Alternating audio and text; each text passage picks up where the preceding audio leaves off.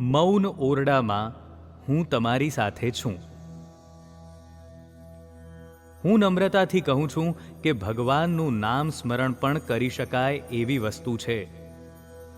એને વળગી શકાય છે, પણ આજે ભાવના નથી અને તેના પરત્વે ખરેખરું દિલ પ્રગટ્યું નથી. અહીં તો બ્રાહ્મણ, હિન્દુ, મુસલમાન, જૈન, ખ્રિસ્તી, પારસી બધા જ બેસી શકે છે. હમણાં નડિયાદમાં એક 75 વર્ષના ડોસા બેઠા હતા. તેમને આંખે પણ દેખાય નહીં. મેં તેમને ભય પણ બતાવ્યો હતો કે અંદર બહુ મુશ્કેલી પડશે, છતાં ડગ્યા નહીં અને મક્કમ નિર્ધાર કરીને બેઠા. બેસતી વખતે મેં કહ્યું હતું કે તમારી સાથે અંદર કોઈ હશે, એ નક્કી માનજો. અમે મૌનમાં બેસનારનું પૂર્ણાહુતિના આગલા દિવસે નિવેદન લઈએ છીએ. તેમણે તેવા નિવેદનમાં લખ્યું છે કે કોઈ દિવસ એકલાપણું લાગ્યું નથી.